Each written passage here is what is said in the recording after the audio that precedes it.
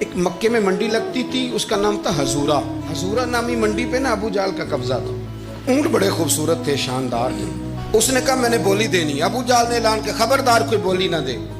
بڑی دور تھا قبیلہ زبید، وہ آدمی واپس لے جا نہیں سکتا تھا، مجبور ہو گیا۔ ابو جہل کہنے لگا چوتھا حصہ قیمت دوں گا اور اونٹ تمہیں دے کے جانے پڑیں گے، یعنی اگر لاکھ کے ہیں تو 25,000 کے دو۔ بندہ بڑا پریشان ہوا، چودھریوں سے بات کی تو کہنے لگے بدماش بڑا ہے، ہم شریف لوگ ہیں، شریف اور بزدل میں کوئی پاس نہ آیا۔ وہ بیچارہ نہ کونے میں بیٹھ کے رونے لگ گیا، کہنے لگا میں کدھر جاؤں یارو، میں واپس بھی نہیں لے جا سکتا، اور چوتھے حصے میں دے کیسے جاؤں، اتنا نقصان۔ وہ رو رہا تھا تو کہیں حضرت زید بن ارقم نے سن لیا۔ آپ فرمانے لگے کیوں روتا ہے؟ کہنے لگا یار میں نے تو اہل عرب کی تعریف سنی تھی، میرے ساتھ کھڑا ہی کوئی نہیں ہوتا۔ تو آپ فرمانے لگے تو نے عربی دیکھا ہی کب ہے؟ اگر کائنات کا حسین و جمیل عربی دیکھنا ہے تو جا حرم مکہ میں بیٹھا ہے، حرم میں ٹیک لگائے، مظلوموں کے والی، غریبوں کے ماوا، رسول رحمت، ایک سادی سی چادر اوڑے حضور بیٹھے تھے۔ وہ زبیدی کہتا میں آیا، نبی کریم کو بات سنائی، حضور فرمانے لگے این الجمل کا، او کدھر ہے تیرے اونٹ؟ عرض کی حضور وہ وہاں ہیں۔ فرمایا چل نا۔ حضور کوئی بولی نہیں لگا رہا، کوئی خرید نہیں رہا، ابو جہل گھنٹا پڑا، اس کے ڈر سے سہم گئے۔ حضور فرمانے لگے چل نا، میں بولی لگاتا ہوں۔ اور دیکھو نرخ بازار محبت کا انوکھا ہو گیا، خود خریداروں شامل آ کے مولا ہو گیا۔ نبی کریم نے حضرت سعد بن ابی وقاص کو بلایا، حضرت عمر کو، حضرت ابو بکر کو، مدد کے لیے نہیں۔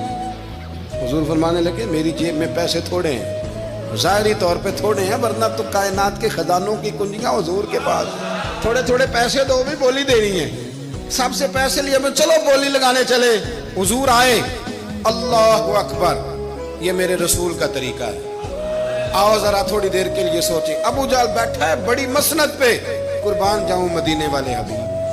وہ زبیدی کہتا اس کے کپڑے مہنگے تھے، حضور کے سادے تھے، اس نے بڑی پگڑی باندھی تھی، حضور کی سادی تھی۔ کہتے وہ آنکھیں اٹھا کے بات کرتا، مدینے والے نبی آنکھیں جھکا کے بات کرتے۔ وہ بولتا جاتا، حضور تھوڑے تھوڑے سادے سادے ٹھہر ٹھہر کے جملے بولتے۔ کہتے ہیں نبی کریم علیہ السلام اس کے ساتھ آ کے حضور بیٹھ گئے اور فرماتے ہیں میرے رسول کریم نے اپنا جبہ سیدھا کیا، پگڑی کو حضور نے سیدھا کیا اور فرمایا چل لگا بھائی بولی۔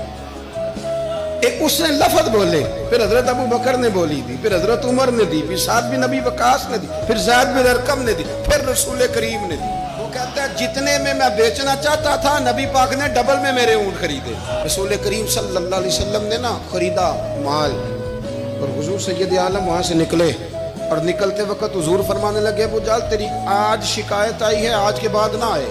مکہ سارا اس کے ساتھ ہے، حضور کی مخالفت ہو رہی ہے، 40 لوگ ہیں صرف کلمہ پڑھتے، اور دین کا کام دار ارقم میں قید ہو کے کرنا پڑتا ہے، لیکن جب ظالم کے خلاف نکلے ہیں تو پھر دار ارقم میں بند ہو کے نہیں، پھر میدان میں نکلے اور فرمایا آج کے بعد تیری شکایت نہ آئے۔ کہنے لگا جی بالکل نہیں آئے گی، میں آپ کو موقع نہیں دوں گا۔ حضور چلے گئے تو پیچھے سارے کافر اس کے گرد اکٹھے ہو گئے، کہنے لگے ہم پہ تو بڑا روب ڈالتا ہے، اب تجھے کیا ہوا، پانی پانی ہو گیا، تو کیا کون سا سانپ سونگ گیا؟ بولا ہی نہیں۔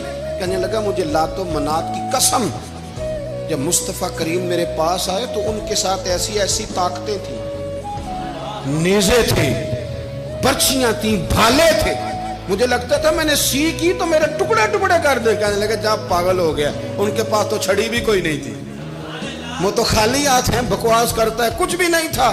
کہنے لگا مانو نہ مانو، ان کے پاس بڑا کچھ تھا، اور اگلی بات جو اس نے کی وہ تاریخ میں محفوظ ہے، وہ تاریخ میں محفوظ ہے، وہ تاریخ میں محفوظ ہے، وہ تاریخ کا حصہ ہے۔ ابو جہل کہنے لگا اٹھتے ہی کہ مجھے لگتا ہے جب تک محمد ابن عبداللہ موجود ہیں یہ ہمیں ظلم نہیں کرنے دیں گے۔